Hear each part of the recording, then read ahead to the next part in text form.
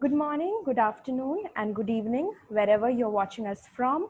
On behalf of the Nepal Institute for International Cooperation and Engagement and the Water Policy Center, it gives me great pleasure to extend a warm welcome to our distinguished chair, Dr. Bishnu Raj Upreti, speakers and participants who have registered for the event. We're so glad that you could join us today at the NICE WPS International Conference on the post-pandemic world order, navigating the new normal. Throughout the 3-day conference, we are having 30 sessions taking place on 2 Zoom rooms simultaneously. We have around 150 experts and speakers joining us from 30 different countries who will be delivering their presentations and sharing their expertise with us. This is the 15th session of the conference. To chair and moderate this session, we have with us Dr. Bishnu Raj Upreti here with us. Dr. Bishnu Raj Upreti holds a PhD in conflict management and MSc on knowledge systems management from the Wageningen University, Netherlands, and MA in sociology from Tribhuvan University, Nepal. He has worked as a research fellow at the King's College, University of London, and the Centre for Environmental Strategies, University of Surrey, UK. In the 40 years of experience in the field of development from 1980 to 1996 and in research from 1996 to date, he has served as the South Asia coordinator of a global research program called the NCCR North-South and as a senior researcher focusing on state building, peace and unconventional security, governance, and North-South research partnership. Dr. Upreti was a regular visiting scholar in different US and European universities and research centers. His teaching and research is mainly focused on social and public policy, conflict management, and state building related issues. He has written and co-edited nearly 6 books, published frequently in international peer-reviewed journals, and extensively contributed chapters and anthologies and edited volumes. He is widely quoted in national and international media. Without any further ado, let me now request Dr. Bishnu to please chair the session. Sir, the floor is yours. Thank you. Thank you, Rangali. Thank you very much for the introduction. On the behalf of organizer and myself, I would like to welcome you all, the speaker and the participant. Good morning, good afternoon, and good evening, wherever you are.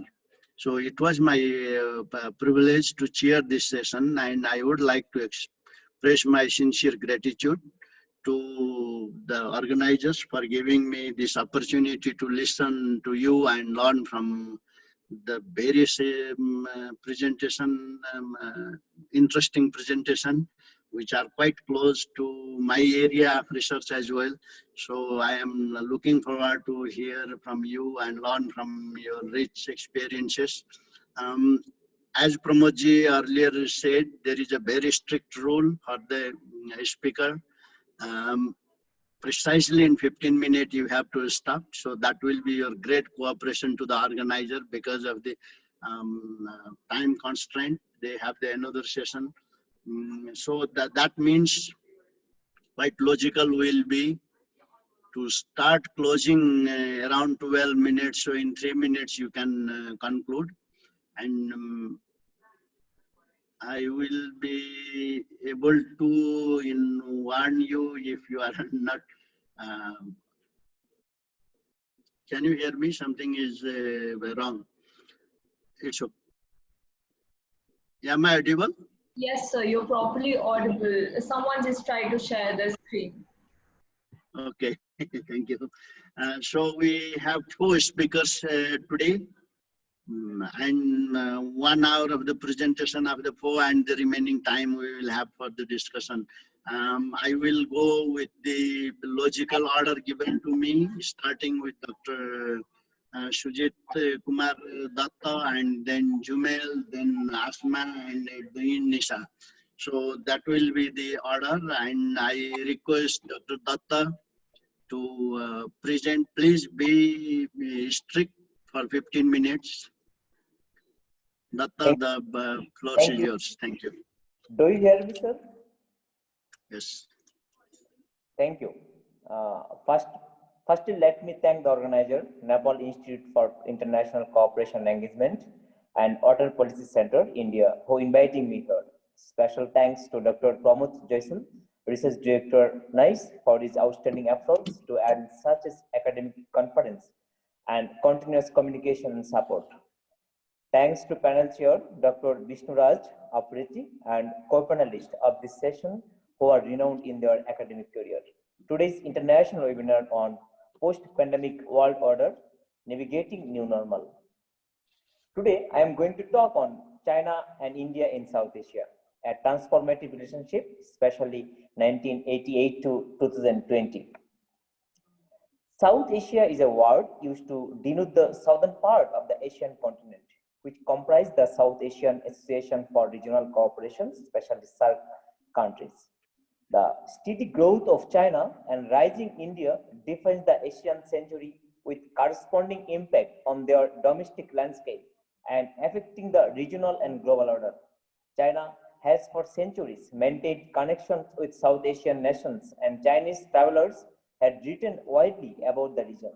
China shares its boundary to 5 South Asian states, and there are a geographical link with mountains and rivers with South Asian countries. India is the largest and most powerful country in South Asia, which wants to lead the whole South Asia region. But most of South Asian countries want to make good relations with China for their economic and security cooperation. For that reason, there is an unofficial conflict, cooperation, as well as competition between China and India in the context of South Asian politics. Significance of my research. South Asian small countries want to take advantage of these two Asian giants, China and India's competition situation. China always tried to cooperate in the area of economic side. Now China invested a lot of money in South Asian region to cooperate different types of mega projects. Besides this, growing Chinese effect in South Asia region is a major concern issue for India. The main significance areas of the study of this are below. First one, lack of capability of Indian government. Though India is the biggest state in South Asian region, but India government tried to be regional supremacy. But still, India is facing a lot of problems like poverty, lack of health facilities, as well as housing with her huge population. Chinese perspective on South Asia. On the perspective of China to South Asia is traditional and military security dimension, especially on border problems, trade, Belt and Road Initiative, water sharing, the risks of fundamentalism in the form of terrorism, climate change, and disaster management. China wants to ensure her investment in South Asian region. Indian perspective on South Asia. The best important area of Chinese foreign policy is not interfere other countries' domestic affairs, but India always irritated to effect the growth of South Asian countries' internal party political condition and to cover the collaborations among China and other South Asian countries. India more specifically was not happy about China's rising influence in other South Asian countries, which India saw as its traditional sphere of influence in that region. Chinese and Indian maritime approach. Chinese maritime approach is more significantly for the strategic implications and regional development in South Asian region. China will become an ultimate maritime influence in the 21st century. On the other hand, India expressed that it understood and respected China's interest in that region, including the structure of naval supply port in Gwadar in China, in Pakistan, Hambantota in Sri Lanka, as well as China's participation in safeguarding maritime security in that region for joint strikes against piracy and terrorists to implement strings of pearl strategy of China. So I have three specific questions for the purpose of the research. The main purpose of the research to explain how and why China-India relations have been transformed from 1988 to 2020, featuring the mixture of competition and cooperation in the South Asian context. Second one, the proposed policy-oriented ideas in order to suggest how geopolitical competition between China and India in South Asian region can manage change. And finally, to identify the factors to transform Sino-Indian relationship in South Asian region from 1988 to 2020. So, in the case, I have divided the transformation of Sino-Indian relationship in South Asia in the 5 categories.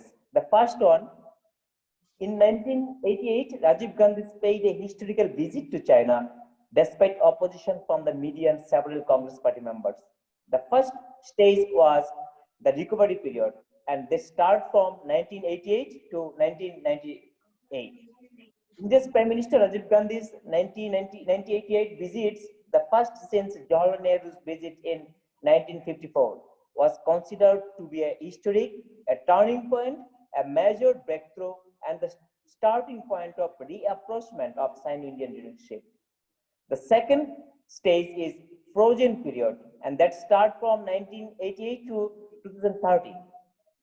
In May 1988, India conducted 5 nuclear tests and brought international attention and concern to the subcontinent, which transformed Sino-Indian relationship in South Asia. In May 12, 1998, Indian Prime Minister Atal Bihari Vajpayee wrote a letter to US President Bill Clinton after the nuclear weapons test by India. He referred to China in the letter as posing threats to India. After that, Chinese reaction was very strong. The third stage is escalation period, and it starts from 2003 to 2013. For the duration of Prime Minister Sri Atal Bihari Vajpayee's visit to China in 2003, reciprocal concerns are made on Tibet and Sikkim.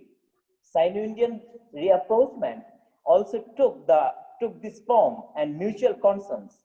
Thus, India recognized Tibet as an autonomous region within the People's Republic of China, which was the endorsed of its one Chinese policy, whereas previously India only accepted Tibet as an autonomous region of China. Mutually, China changed its positions on Sikkim from the independent state of the Indian state. Such as territorial concerns or recognitions of mutual legitimate interest. Number 4 stays cooperative period, and it starts from 2013 to 2017. There was a 15 days military standoff for the last 2 decades in the border area of Ladakh, which China called Aksichin in 2013.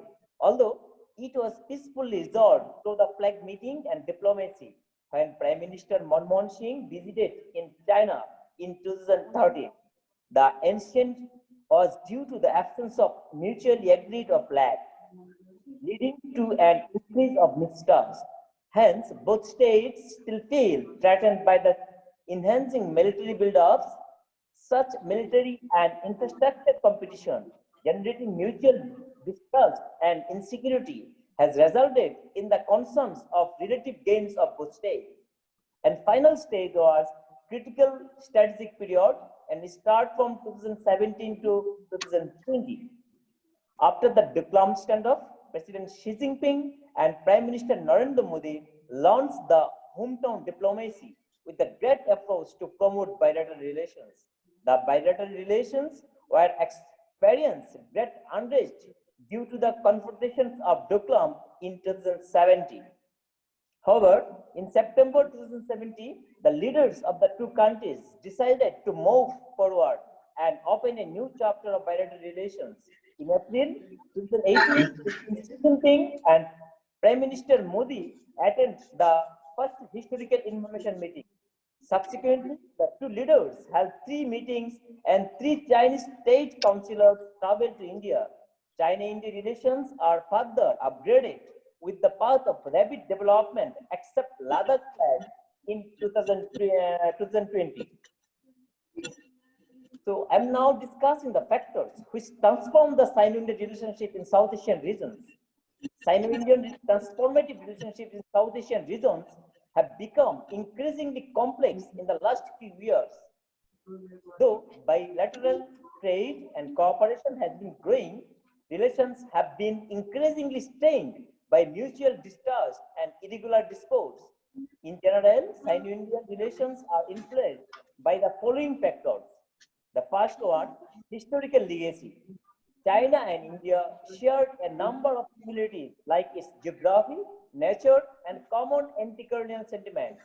Both take pride in their historical past as an ancient civilization and aspire to great power status. Both have nuclear weapons, fast growing economy, and currently rising power. Despite their many similarities, the geographical proximity to each other has certainly created friction. The second on economy. Economy has been main driving force to transform Sino-Indian relationship in South Asia. Economic interactions between China and India have been institutionalized to a large extent in the context of South Asian region. Third one, soft power. Soft power is a part of cultural relations, which may a major factor to transform Sino-Indian relationship in South Asia. The concept of using soft power has been known to China and India since the ancient history and dates back to their philosopher strategic Lao Tzu or Kautilya respectively. Basically, Chinese and India's soft power can come from three primary sources, and these are countries' cultures, countries' political values, and countries' foreign policy. And fourth one, Indian nuclear test in 1998. In May 1998, India conducted 5 nuclear tests in deserts, which one of the most important factors to transform Sino-Indian relationship in South Asia. In the letter to US President Clinton, Prime Minister Atal Bihari Vajpayee openly linked India's official nuclearization to a threat from China. Doklam standoff is one of the most important crises between the China and India in the 21st century. On 16 June 2017, Chinese troops with construction vehicles and road building equipment began extending and the existing road southward of the Dukala area of the Duklam Plateau. On 28 August 2017, Indian and Chinese troops agreed to free of ending of 73 days standoff. Ladakh crisis in 2020. The 2020 China-India battles are part of ongoing military standoff between two states. Since 5th May 2020, Chinese and Indian troops have engaged in aggressive face-offs and battles locations along the Sino-Indian border, including near the disputed Panong Lake in Ladakh. The future challenges of Sino-Indian relationship in South Asia. The first one, political consensus has not been translated into political reality. The second is the political and economic and trade investment still has not been more expressed. People-to-people connection still is very weak. And finally, third-party issues and historical legacies continue to interfere with relations between the two countries during this period. And policy recommendation for the Sino-Indian transatlantic relationship, China and India should solve the boundary issue and take Sino-Indian relationship to a new height. Eliminate negative impact from third-party factors by remaining strategically determined. China and India to transform their financial model with international trade policy. China and India must express their misperceptions and mistakes on their strategically involved in South Asia. The leaders of the two states ought to have the foresight and create outside of the safety prism. China and India should realize their own mutual interest and benefit and to enlarge trade to South Asian countries, which is unequally insufficient.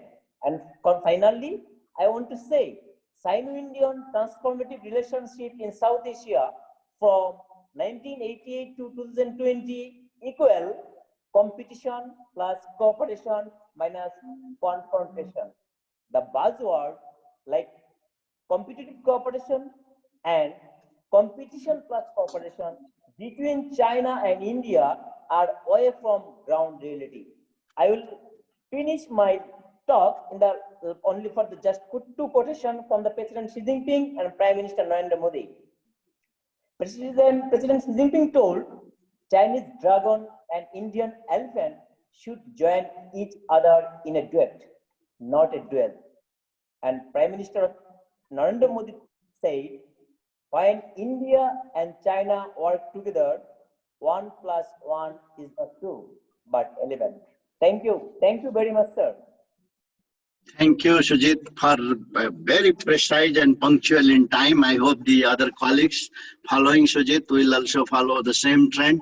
It was excellent. Very succinctly, you presented the transformative process between these two countries' relations, and the end quotation is quite important. So I will call Jumel Gabelian Estranero. She is the research analyst and the desk officer in the President Office and senior lecturer from Philippines. Jumel, please. Hello, good afternoon. Can you hear me? Yes, Can you hear me? it's clear. Okay. First, what is more clear? This one or this one? This one or without headphone? With the, whatever you prefer, we can hear you clearly. Okay, So okay, it's okay. up to you. Okay, I'll be sharing my screen right now.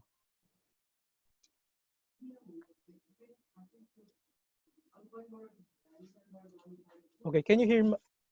Yes, Can you see my screen? it's coming.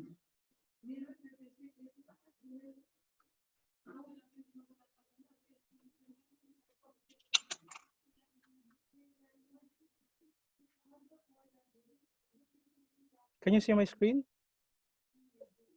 Screen is coming. We can see it.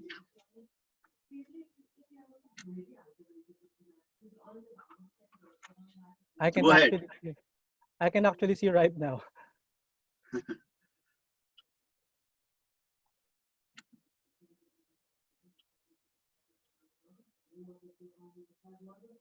It says that my screen sharing is being paused. Is it? Here it is clear, I'm seeing, but I don't know what next I have to do. Please, You are Jumel, yes, click screen 2, just on 1 and 2, you just click that. go to the second slide. It's the Press, blank slide. Go to yes, the second. press the Okay. mouse. How about this one? How about this one? Yes, we can Yes, see. now it's Perfect. working. Yes. Okay, okay. Thank you so much. Thank you so much. Okay. Once again, thank you so much, Dr. Pramod Jaiswal, for this wonderful opportunity to be part of this wonderful session. Today in this international conference, I'll be discussing about the traditional and non-traditional security threats, global and regional threats in post-COVID-19 era, which is of course pertaining to the trade supply chain dynamics. Okay, so this is going to be the outline of my presentation: the traditional and non-traditional security threats, then the COVID-19 in global and regional context, the risk factor, the implications like the power shifts, paradigm shifting in trade supply chain, and the dynamics, and of course the analysis assessment down to the recommendation, conclusion, and the way ahead. So first, let's discuss what is traditional and non-traditional security threats. Okay, I do not know why some of the image do not appear. Can you see the photo between traditional and non-traditional? No image. No image? No. What happened? Don't worry, just continue. Okay. For the traditional and non-traditional, okay, when back then in the end of Cold War and the rise of globalization, it has actually changed the concept of national security among the nations. And as a consequence, the non-traditional security issues are gaining the limelight against the traditional security issues. In this discussion, for example, I'll be discussing about traditional and non-traditional securities faced by global commons in the face of COVID-19, its challenges at the same time, the probable remedies. Now, based on the photo, although it's not actually working right now. Um, Additionally, is said to be the hard notions of security. These deal with conventional issues which most involve violence or destruction that pose a threat to nations. And moreover, as Professor Meli Caballero Anthony said, as a Secretary General of the Consortium on Non-Traditional and Security Studies in Asia, he said that these are defined as challenges to the survival and the well-being of peoples in the states. On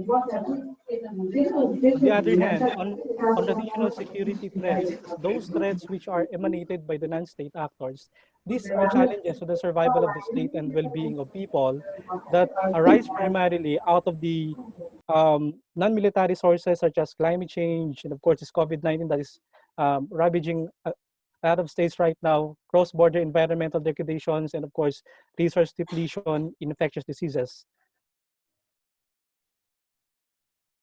Okay.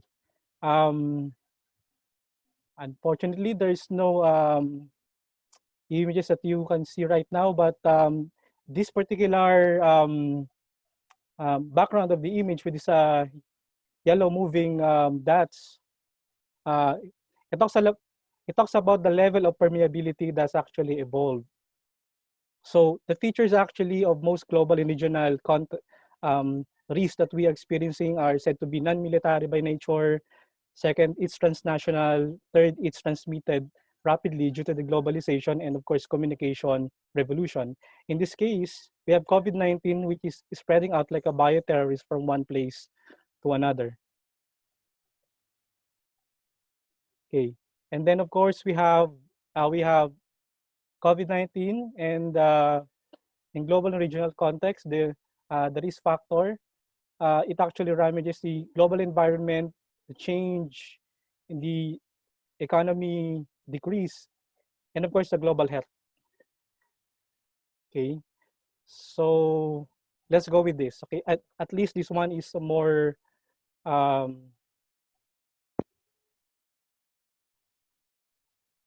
guess this one has no image. Okay, so this COVID-19 actually projects this typical power shifting, paradigm shifting, and of course trade supply chain dynamics. One of the implications is, of course, is actually a test of globalization, nationalism. The third one is leadership, credibility. And while we are talking about political and diplomatic, it's like in the past few days, we have heard that one of the tests of leadership and credibility right now is what happened in Japan.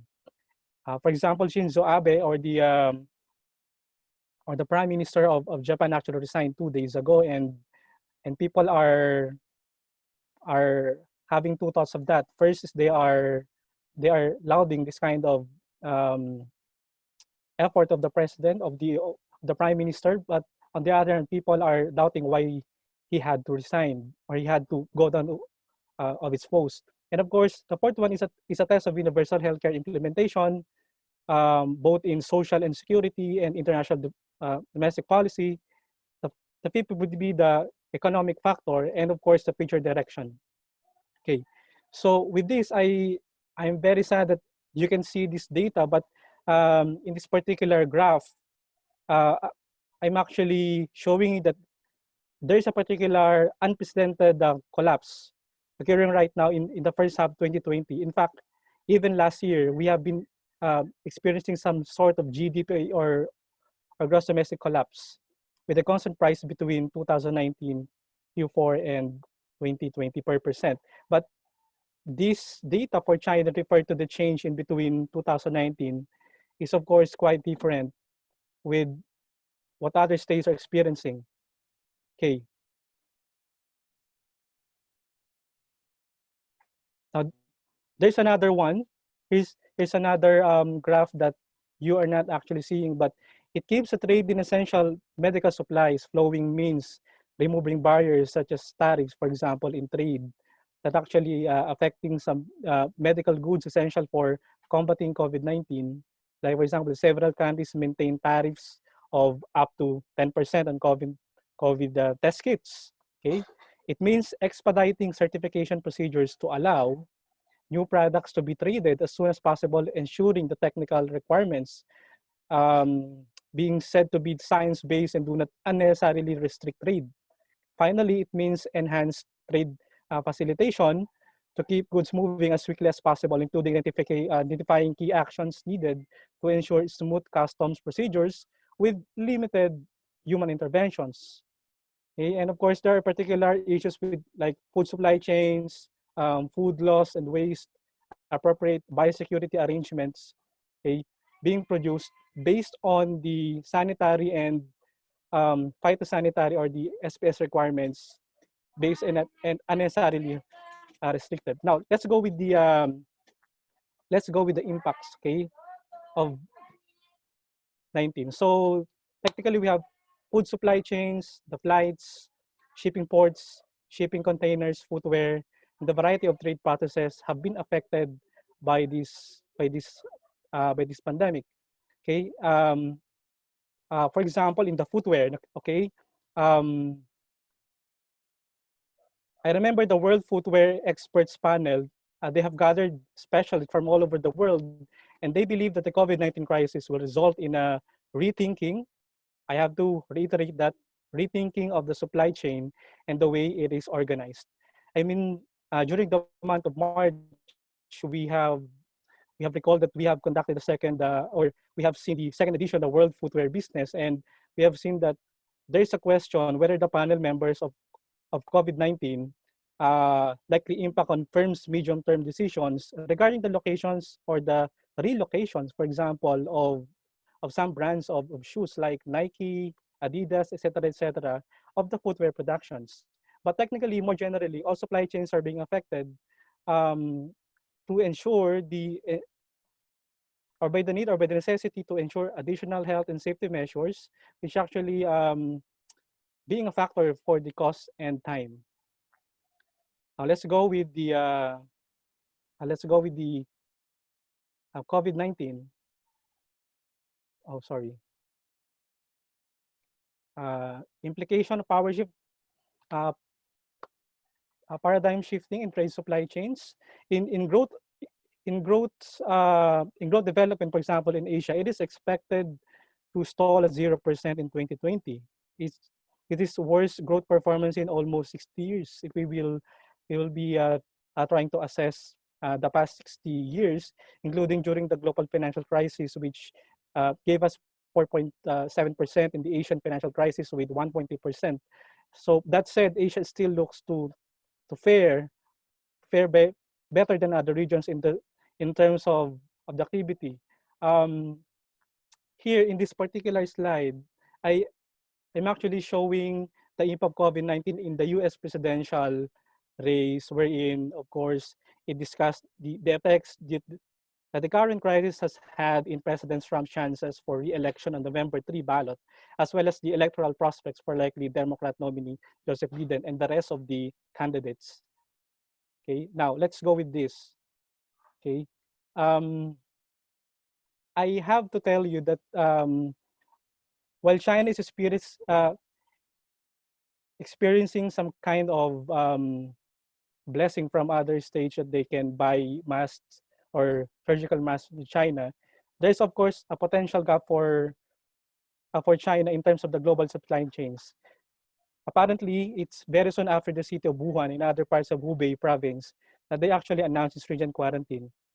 And later on, this kind of anti-sentiment from other states like US, which became contagious in the Asia Pacific and Indo-Pacific, had actually affected the production of China, or its, for example, its export products going abroad. Now, however, on the other hand, I have to tell you that China's security activism is actually coupled with maritime brazen operations.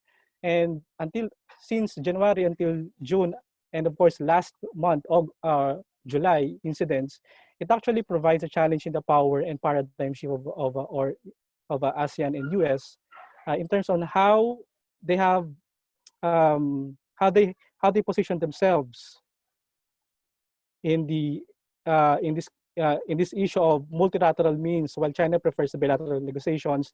So, in other words, China has always opted for one-on-one talks to manage tensions without external forces to meddle in between.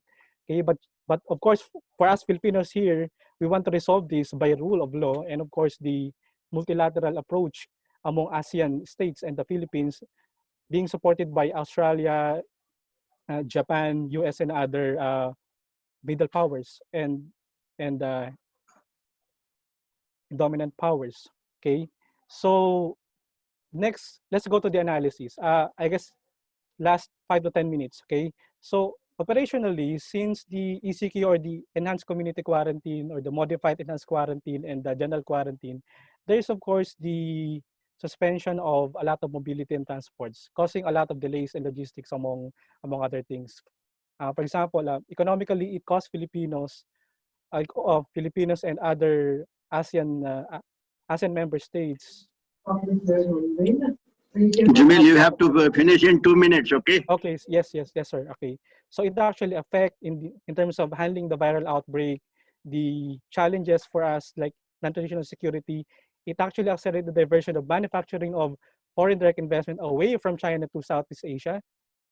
Okay, and of course there's an effect in the cybersecurity in terms of data, the ransomware, and of course the awareness and culture of cybersecurity being manned by people across the world.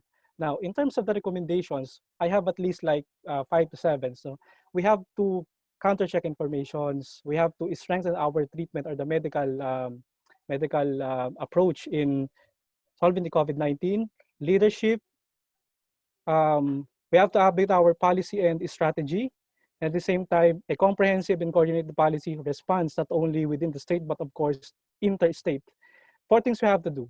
We have to boost confidence in trade. Of course, that's a very example for us to maintain the power and confidence among states, keep supply chains flowing, avoid making things worse, and of course, even to miss a priorities, we have to think beyond the immediate. So we have to conclude right now, okay? So it's not about the human security alone, but of course, the issue of trade and commerce, which is actually a lifeblood for the people to live. It's also important. So it could be devastating, but of course, we have to protect our external and internal borderlines. Okay. Politics is still a major role in decision making in trade policy. For example, the way it is being perceived by other states and its people inside state and people's interests must also be balanced in every case. So I guess there's a question whether this Russian Sputnik vaccine would be a game changer. But of course, if Moderna would be able to counter this so-called vaccine from Russia, then it could be it could affect the trade. Okay, and of course, there must be a consideration of power shift that is quite unfolding in the bilateral and multilateral alliances among states. At the same time, maintaining the trade among nations must continue for us to maintain the workforce, the organizational priorities, and of course to mitigate the threats among states, while putting a premium consideration of the cyber attacks in the new normal and the IT infrastructure. So with that, I'm very thankful, and this presentation is being ended. Thank you so much, sir.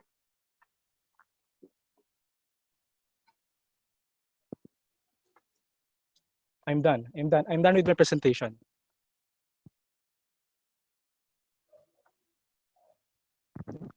Hello?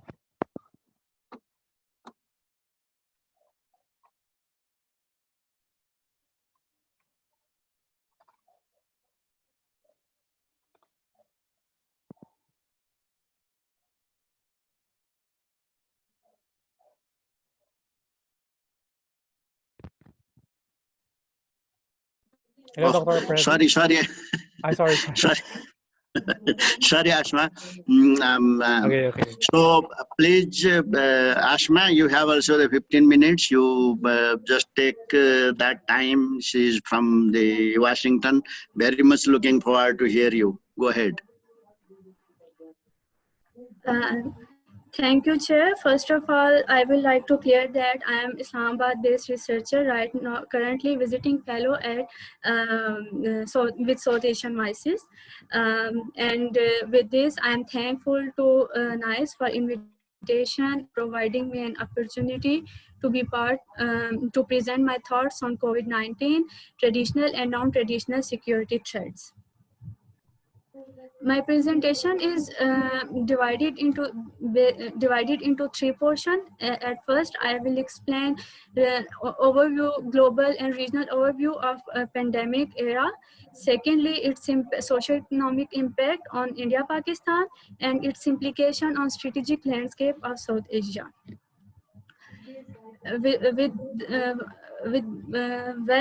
COVID-19 pandemic has posed serious risks to the entire global, regional, and national security framework.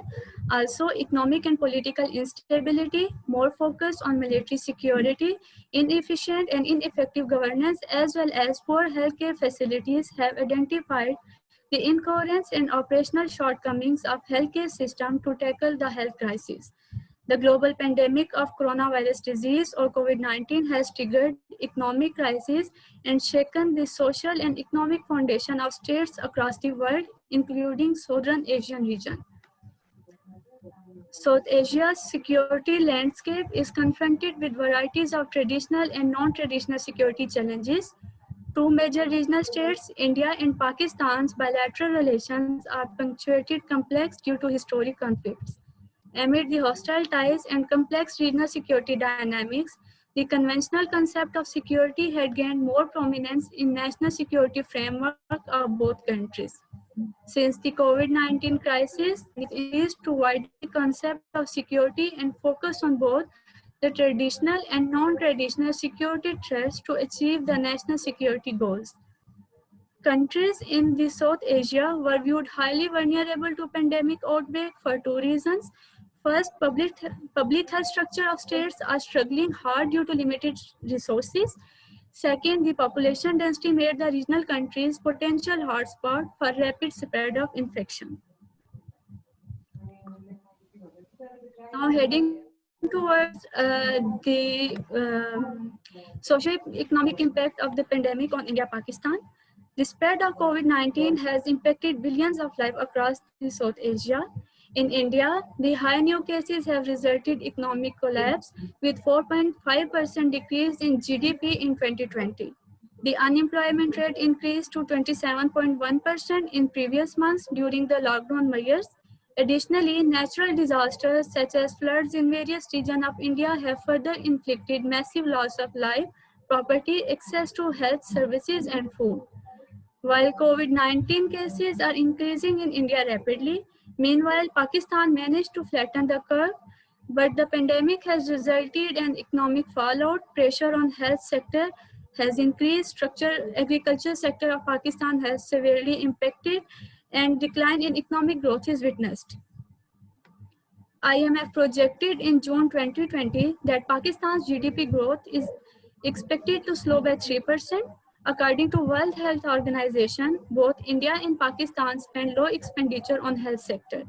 According to India's National Health Profile data, India spent 1.28% of its GDP on public health services, whereas Pakistan spends only 1.1% of its GDP as expenditure on public health. These statistics and socio-economic impact of pandemic like COVID demonstrate that now non-traditional security challenges need more attention to their emergence as strong threat to modern economies, well-being of peoples and societies. The current global crisis has forced the states to rethink their national security and articulate a broader security framework based on traditional and non-traditional security elements of national power. Now heading towards the strategic landscape of South Asia in the wake of pandemic.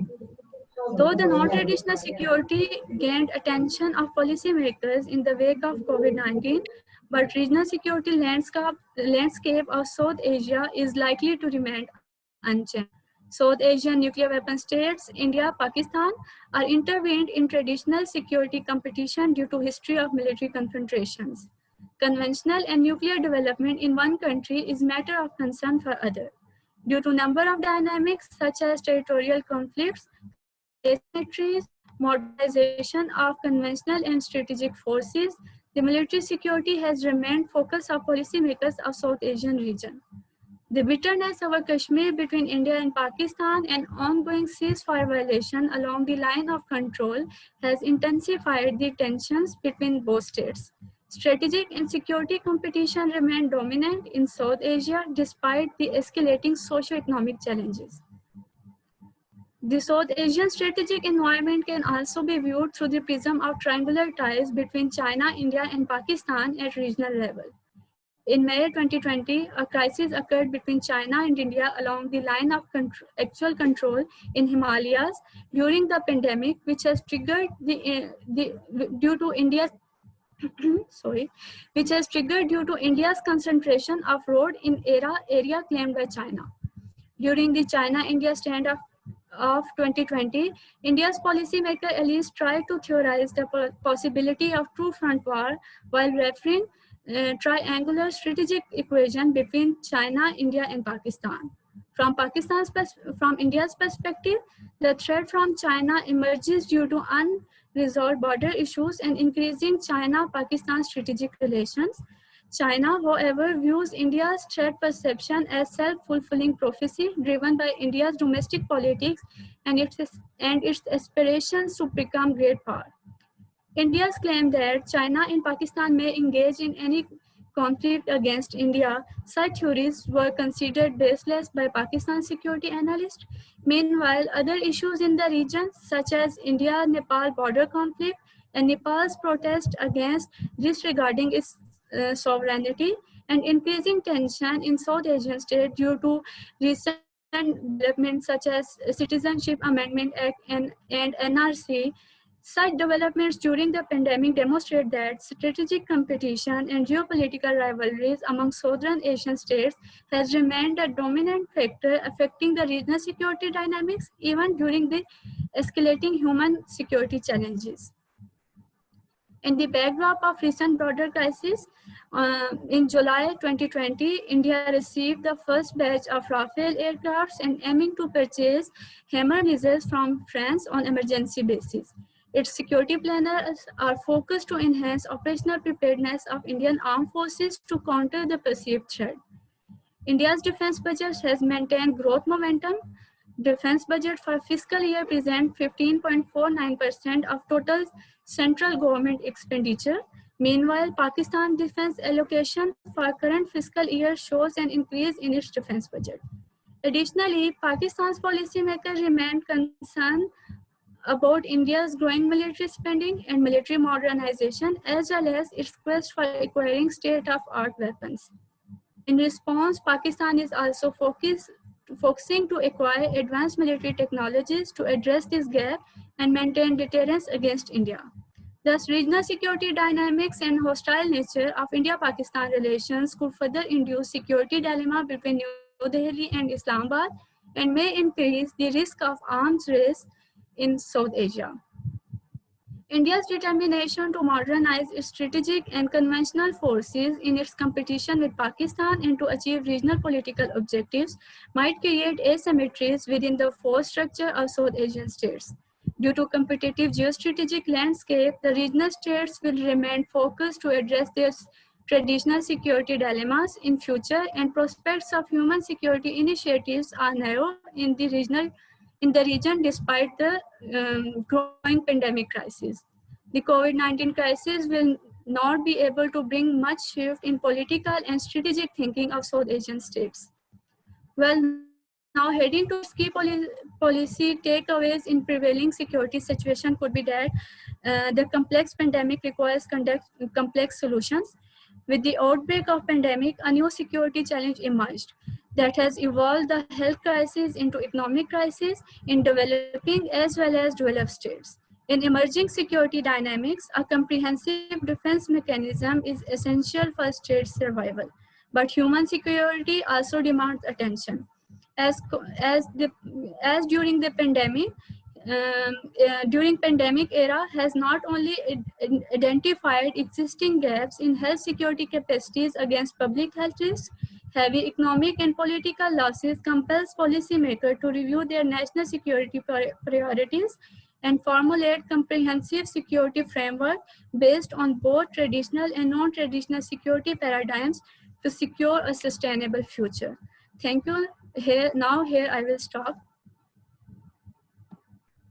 Thank you, Ashma. You presented very complex issue within given time. Still, two more minutes was there, but you saved that. So now, in total, time is equal. Excellent for your very insightful presentation and the security tension in South Asia. Without delay, I will request Nishu Sharma, postdoc fellow in JNU, to present.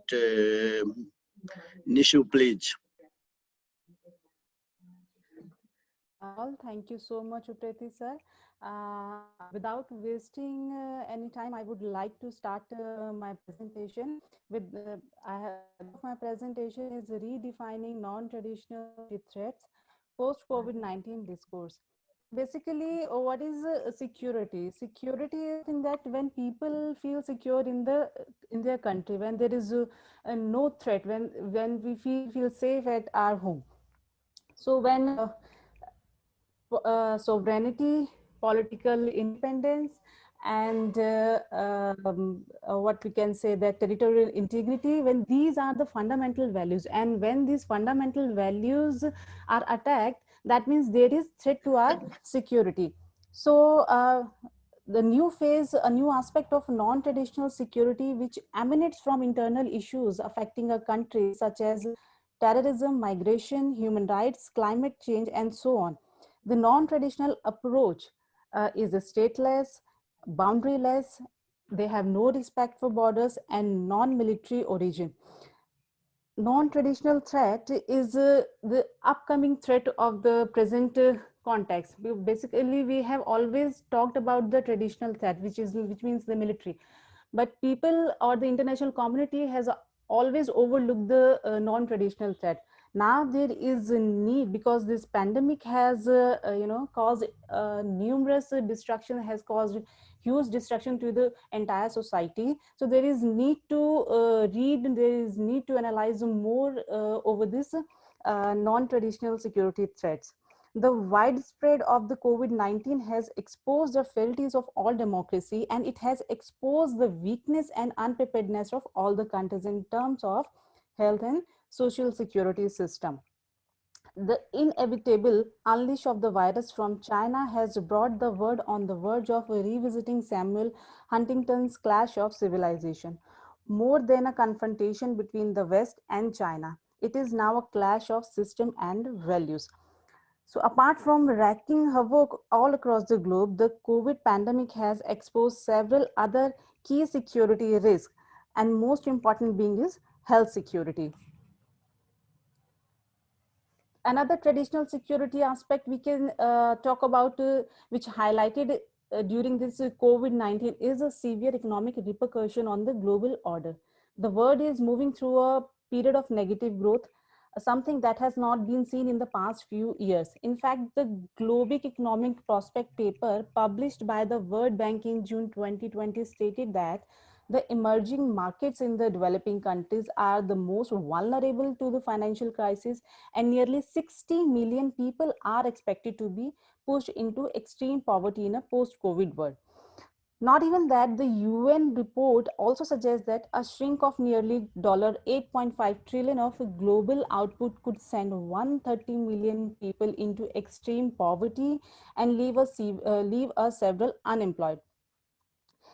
In fact, the economies like the US, UK, Italy, Japan, they have been facing the brunt of several global recession.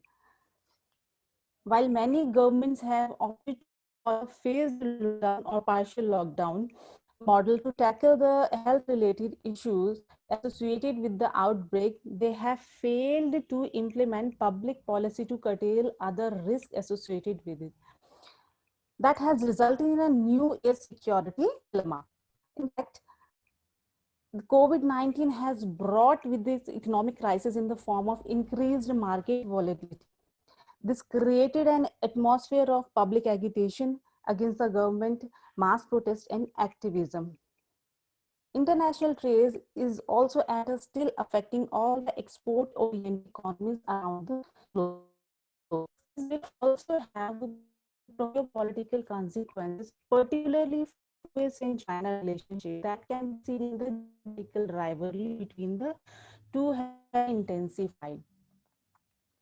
The COVID has increased the dependency of cyberspace as the software applications such as Google Meet, Skype, and Zoom gain in popularity.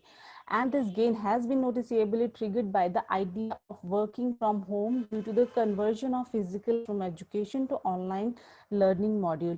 But we can say that the private data has already been breached in the Zoom. So there is no security. When we talk about security, there is no security even in those kind of software applications. So there is a need to look into this. See, the others of this threat would be more damaging for the world. The COVID-19 has obviously it has caused huge destruction to the entire world. What are the consequences of the COVID-19 on the developing world would be the most dangerous. Uh, it is population density, lack of medical resources, and more importantly, economic vulnerability of handle such threats for a prolonged time of time. People of these of states, nation states, they are economically weak, and most of the population is the daily wage earner. So they will face economic and food security challenge as well. Now the thing is that what should be the measure, what we can do to avoid, or what we can be the measures to avoid this dilemma. We have to develop and implement more holistic concepts for the security. The pandemic has proven that gains in security as the absence of conflict is not enough. Non-traditional security analysts must come up with a more succinct analysis of public health security system, especially the global dividing standards. COVID-19 increases states and international organizations' demands to update their risk assessment coming from human threats that should be supported by responsibility actions and reflected in national response plan, political guidelines, and strategies. Now, the thing is, what would be the strategic implications of this COVID-19? Looking into the impact, there would be so much effect on the international system. The pandemic challenges our current notion of power. Most great power will experience slower economic growth as a result of COVID-19 that could diminish their level of ambition and military footprints in the zone of their interest, as well as will reduce their power projection to zone of their influence. The post-COVID-19 world might compel national leaders to reassess priorities between the traditional and non-traditional security paradigms. It calls to make livelihood a top security imperative. The importance of multilateral cooperation cannot be overemphasized. We have to keep multilateral cooperation concept in the mind regarding the COVID and after this era, because this pandemic is not a regional concept. It is a worldwide challenge. So we have to combat this challenge altogether. So there is a need to be more multilateral. And now moving towards a new normal world, we need a change in mindset of national and global political and military leaders in reframing the new security paradigms. The support to resuscitate the economy after the pandemic should promote health, equity, and environmental protection. We must recognize that restoring climate stability is our ultimate security. The globalized world that we live in today is more vulnerable to infectious disease such as COVID-19 due to increasing trade, population density, migration, human displacement, climate change, and deforestation. Therefore, it is essential for states to counter non-traditional security threats because they can potentially reduce national resilience of states to prosper. As a threat, more and more assumes features statelessness, transnational and military origin, it becomes clear that security and insecurity both are global affairs and the response must be global. Therefore, COVID-19 has ravaged the international system and the only way out now is self-reliance, regional integration and cooperation. And now I end my presentation. Thank you very much. Thank you, Nishu. You were so precise and you very eloquently presented this security challenges. Excellent. Now, all the four speakers, they have completed their presentation, and I think the floor is open for the discussion. There are few questions coming and some emerging. We may also discuss the issue right now. If someone has the concern, please write one question directly. I see for Sujit. India often accused Nepal, Bangladesh or Sri Lanka of living towards China while engaging on economic issue, but itself have the deep economic engagement with China. How do you look at it? Sujit, that is the question someone asked to you. Thank you, Professor. Do you hear me? Yes. Oh, thank you. Actually, India has enjoyed substantial regional influence across the whole South Asia because of its size, comparative economic might, and historical and cultural relevance of the regions. On the other hand, China's historical involvement in South Asia is limited comparison, though its long-standing ties with Pakistan are a notable exception. But over the past decade, China has become the significant economic partner to the countries throughout the region, pursuing particularly strong ties with the smaller states through the trade, diplomacy, aid, and investment. But when, like Bangladesh, Nepal, or Sri Lanka are very close to China, is very tension for the India. In the recent, there is a significant show in economic diplomacy in South Asia. China has announced tariff exemptions of the 97% of export for Bangladesh. And the diplomatic sources of Bangladesh have described the Chinese moves and major success in Dhaka-Beijing relationship. That time, India's paper and India's daily newspaper are published is very negatively.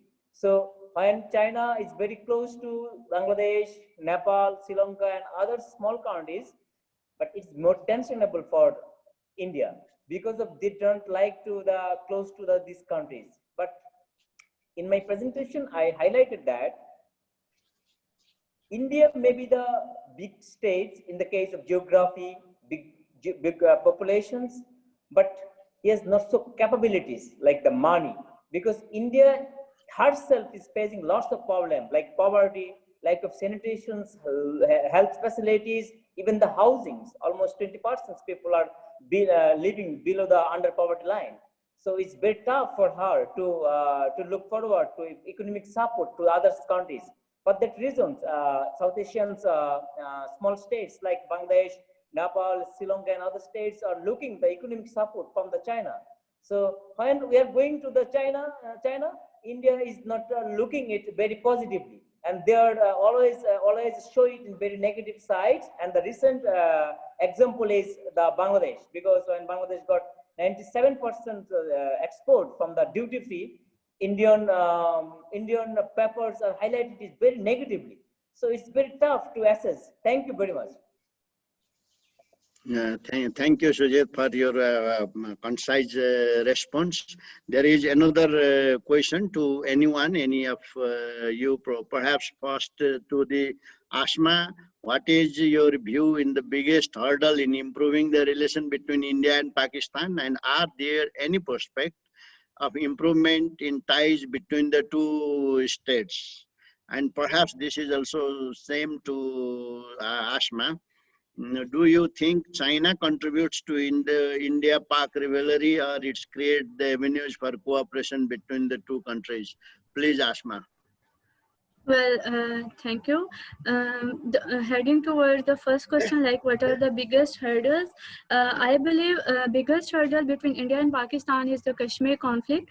Until and right now it's after August 5 abrogation of Article 370 and Article 35A has completely the bilateral relations has completely destroyed. So I believe that Kashmir conflict is the biggest hurdle, and secondly, the human rights violation is right now the key concern which has Pakistan presented on international forum and trying to highlight even in United Nations.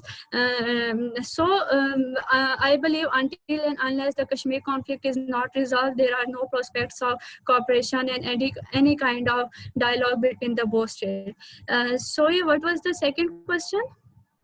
Do you think China contributes to Indo-Pak rivalry, or it creates the avenue for cooperation between the two states? I believe China, China's role within the region China could play a significant role to to normalize the relation between India and Pakistan. But right now, the rivalry between China and India is not more focused due to the way it is perceived in India, like it is the strong Pakistan and China strategic ties are perceived in India and theorized as the key reason for India-China rivalry. I believe India's recent Indo-Pacific strategy and India's development in that military development in that region is the key reason which is inducing rivalries and tension and border conflict, which is inducing tension between the states. So China can play a significant role, but there are very narrow prospects that the China might, because the prevailing regional dynamics shows very narrow prospect of China's role to playing a role of mediator between the both states. Because China itself right now um, um, the tension between the relations of both states is increasing. Thank you. Thank you, Ashma. Nishu, if you have any comment or observation on the same issue, like the China contributes to India-Pakistan rivalry, or it creates the avenue for cooperation, if you have any observation on that? Sir, I think that... Yes, sir. Please Nishu, go ahead. And then Yes, sir, Sujit, you will Sujit, come sir. next. Okay. Nishu first, and then Sujit. Okay, sir. I think that what Asma was talking about, China-Pakistan relation playing a much higher role in this pandemic, because it is not that India is perceiving India-China relation in a different way. It is what it is in reality that India says, and India talk about China and Pakistan relationship. It is not only that India is perceiving, that is a reality what is going on.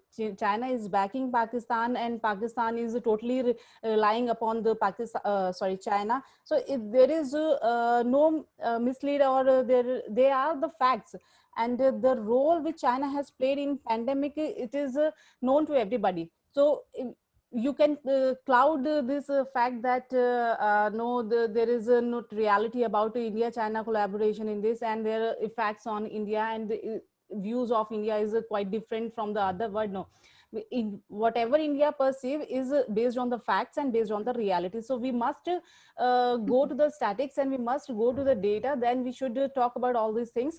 And as far as the pandemic is concerned, we totally consider China as a sole responsible for this pandemic, and India has done very much well to overcome this pandemic. And I don't think that Pakistan has done much as Pakistan and China has a very good friendship, and they share very much same feelings.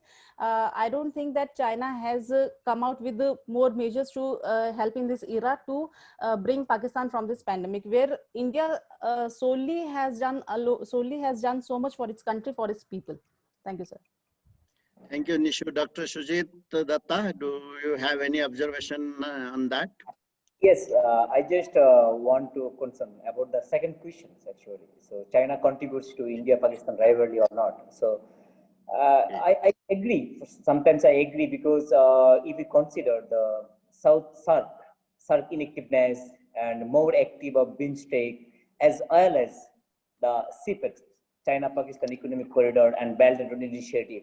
Actually, this feature can make the that show the China may contribute some India-Pakistan rivalry, and it never want to India-Pakistan friendship like that, because it's a dilemma. It's a dilemma to counter India, and it's a dilemma to enter South Asian politics of China. So I think this question is further okay, and I believe China sometimes contributes China-Pakistan rivalry in some cases. Thank you, sir. Thank you, Sujit. Now, the Hi, sir. Excuse me. Can I speak? yes, you Yes. can. Okay, sir. By the way, I'm Jamel again, sir. No, well, although it's not my niche, okay, because I'm just after the South China Sea, terrorism, of course, the ASEAN and Asia Pacific or the Indo Pacific. But I believe with this question, in relation with China and Pakistan, at the same time with my further readings about China, Pakistan, and Afghanistan, it may actually enhance cooperation with the Afghan government in support of the Afghan-led or the Afghan-owned peace reconciliation process that actually launched an intra-Afghan negotiation at an early date, supporting the preservation of the gains since 2001. On the other hand, Afghanistan and Pakistan agreed to further strengthen dialogue and work for continuous improvement of so-called bilateral relations, including through, for example, the so-called Afghanistan-Pakistan Action Plan for Peace and Solidarity, or APAPPS. Okay, that's going to be very challenging on the part of China. China will continue, but at the same time, China will continue to play a constructive role in improving, for example, Pakistan's relations and Afghanistan-Pakistan relations that they are trying to maintain. So, in other words, these are, for example, sides that we can concur, that we can return to the Afghan peace and reconciliation process, underlined vis-a-vis this COVID-19 as engaging role in the international community for a time-bound and well-resourced roadmap for the return of these refugees to their homeland with dignity and honor. I'm talking about here the security dilemma that, of course, China and Pakistan is trying to at least post in this post-COVID-19. They urge, for example, a responsible and condition-based withdrawal of foreign troops, but they're trying, of course, to avoid potential insurgency. So I guess it's also important to at least consider how to carry out trilateral practical cooperations with the flexing muscles, keep exploring new fields of cooperations between China and Pakistan. But at the same time, Pakistan, India, for example, has to be careful the way China posts its muscles in the international community that may actually accumulate and gain power in the geopolitics.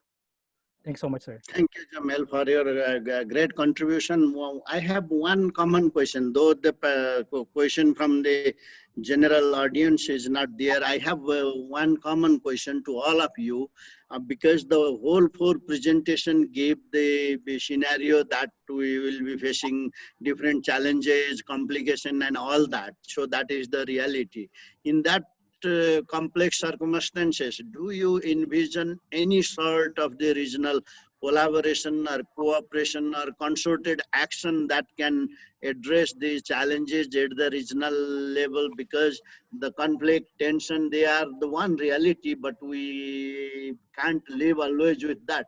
So how we can minimize, what could be the potential mechanism, whether the existing mechanism like SARC will be able to continue or not, or do you envision any possible new institutional arrangement that can bring all together, because many young scholars, young researchers, you are envisioning the thing differently than what the establishment thinks. So can you reflect, all of you, the prospect, the positive side, the possibility of working together, collaborating together, and addressing the challenges you raised here together? May I answer, for example? Please, May I yes, answer, go sir? ahead. I believe Yes. one of the positive thing that we can see here in terms of the cooperations, while there's competition, of course, it's that it can actually open a room for us to continue so-called targeted measures. I guess that's one thing that we have to do to establish a unified convergence mechanism that could actually target measures to control the spread of this epidemic or this pandemic, particularly in the resurgence portion. And it may actually stop cross-border transmission. That's very important because in the state-to-state relationship, the cross-border transmission is actually possible. An anti-China sentiment, but of course, we still have to see China as member of the League of Nations that may actually provide support and assistance according to the needs of other systems. For example, Pakistan. In fact, before, I believe that China and Pakistan held the first meeting under the joint COVID-19 response cooperation, I guess in the early July, okay, according to the Chinese Foreign Ministry. And I believe that this may actually, and of course, number three, rather, we have to promote personal exchanges and economic and trade. That's number three, economic and trade cooperation. On the premise, of course, that it has to be effective.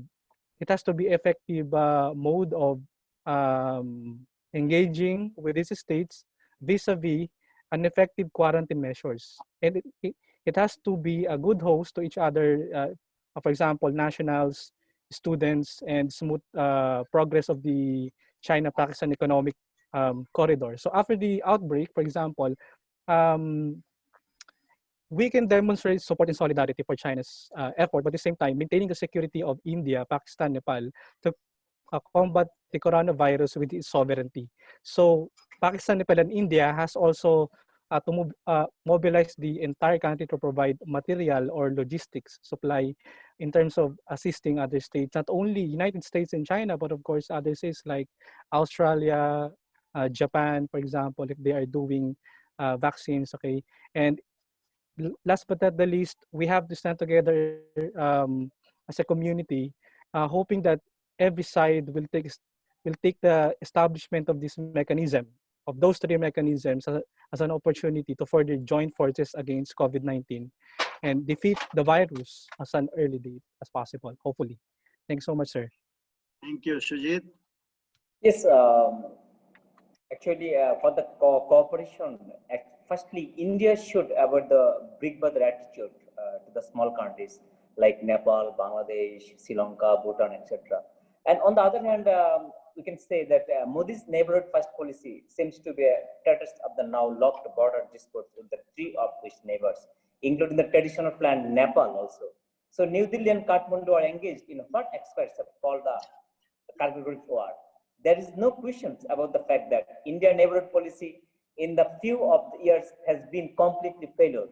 So even Bangladesh has issues with India after how ruling party leaders have been going to taking about the Bangladeshi immigrants to India on the issue of NRC and CA issue. So I think we are facing very tight situations at this point. On the other hand, the major power of the region, China, in against of India, and on the other hand, smaller neighbors, which have been traditionally very friendly to India, are also negatively disposed to India. So, firstly, India should avoid the big brother attitude, and secondly, India should more attractive to the India's first neighborhood policy. India should respect their neighbors, not the big brother attitude like that. Thank you, sir. Could you highlight what can be the possible ways to have the collaboration among the South Asian countries, and what institutional arrangement may work, and how we have to move ahead in a cooperation instead of conflict? Yes, definitely, sir. There is, in the phase of pandemic, there is need to work together. We should keep aside our, small interest and our small issues. We should keep aside in this phase, and we should, the all nations should come together to fight this menace. As Dr. Datta said, India should stop playing big brother role. It is not about playing big brother role. India has a big heart, basically. So we always come, we for any contingency, India is always there to help. It is not about the small nation or big nation. India has a big heart, and India is always ready to help any nation who is in need. So at this phase where India is fighting very well, India is doing very well, where other countries in comparison to India are not doing at that level. India is willing to help them if there is need to do. And we have never said that, India never stated that we are not going to cooperate. India is always open to help all the nations, and if there is any need, we are always every country is always welcome. India is ready to give hand them. Thank you, sir. Thank you, Nishu. Asma, you have any suggestions, observation? Yes, sir, sure. Sir, I believe that keeping in mind the existing strategic landscape of South Asia, especially after the Pulwama Rajouri airstrike, and then after that in abrogation of Article 370, and then Pakistan's continuous calls before that for negotiation to discuss bilateral dispute, which were not responded positively by New Delhi. So I believe that, and then after other political developments within India with the with this Citizenship Amendment Acts and its dispute with Nepal, our map. So these dynamics present at the due to the emerging political India's political dynamics and its policies towards regional states, shows that the prospects of cooperation between India, especially the two major powers, India and Pakistan, are very slim. But in meanwhile, I think activation of confidence building measures can play an effective role so that they could discuss the issues and try to resolve the bilateral disputes, because when there will be no discussion, how issue will be resolved. Secondly, there should be their basic reason of the conflict should be stabilized, like Kashmir conflict. Whenever when there would be any kind of unilateral decision regarding Indian occupied Kashmir, it will obviously increase tension between the two main regional states, India and Pakistan. So we need to stabilize the basic reason of conflict, which is Kashmir, and should not take unilateral decision. Any state should not take any unilateral decisions like abrogation of Article 370 or 35A. Secondly, yes, CBMs, I think CBMs right now in prevailing situation, confidence building measure can play only role to normalize the situation within the region. Thank you. Thank you, Ashma. Thank you for your perspective, all the speaker. It was so excellent. There are no other questions. So perhaps we have to stop here until and unless if there is any burning issue anyone to share, you are most welcome. Otherwise, I will thank all of you for your excellent sharing, presentation, and also for the organizer. They did very well in such a difficult time.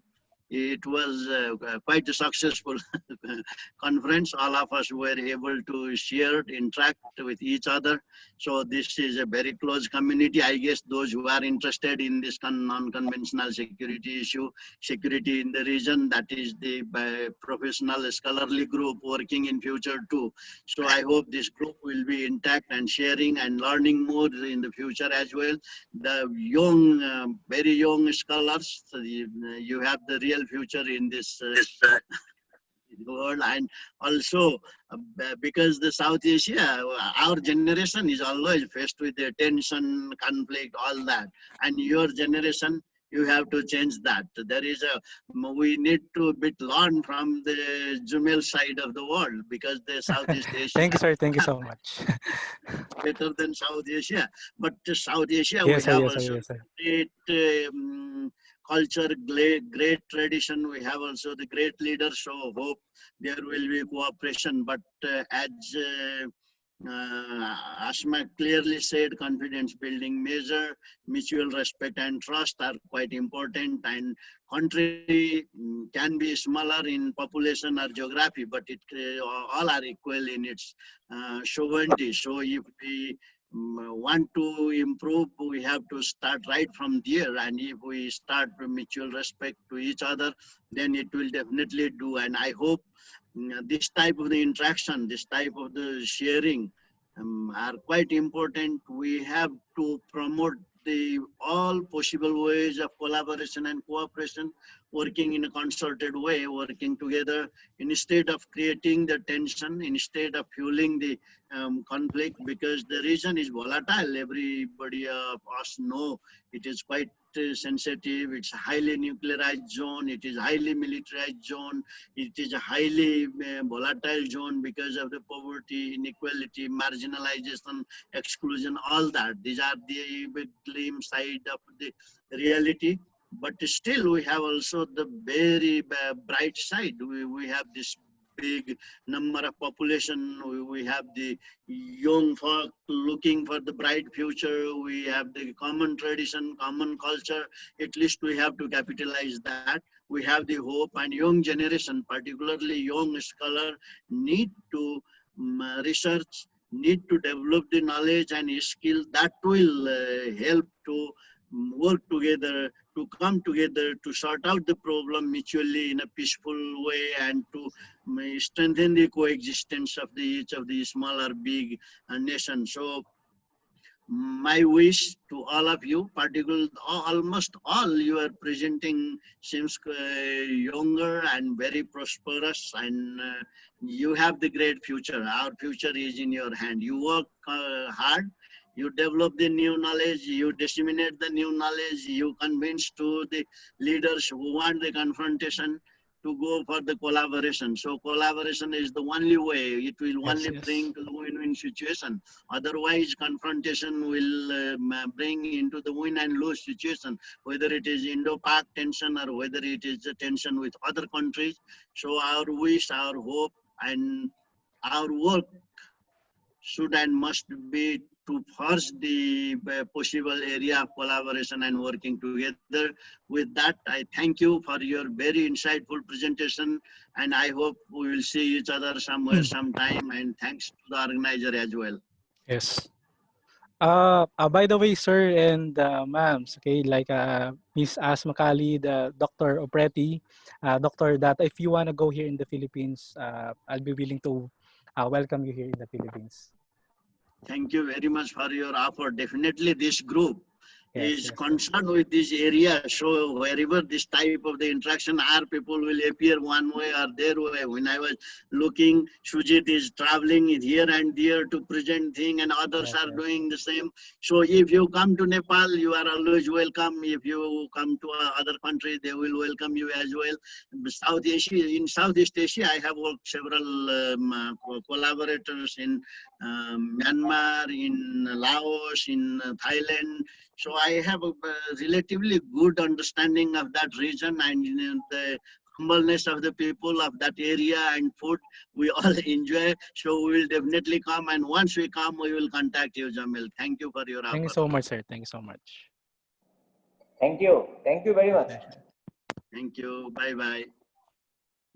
Rangoli, Are Yes, there sir. any please. organized? Oh, Dr. Saab came. Okay, Dr. Saab, we finished our session. So, mic to hand over to you. Thank you, sir. Rangoli. Yes, sir, I'll go ahead. Distinguished Chair, speakers, ladies and gentlemen, as we come to the end of the session, I take great honor in proposing the vote of thanks on behalf of NICE to all those who have graced us with their presence and contributed their parts to make this event a resounding success. We would like to express our profuse gratitude and sincere thanks to Dr. Bishnu Raj Upreti for agreeing to chair and moderate today's session. Our sincere thanks also goes to all the speakers for being a part of the event and delivering such a comprehensive and to our friends from the diplomatic community, experts. Finally, I must also mention our deep sense of appreciation for the audience who participated in the webinar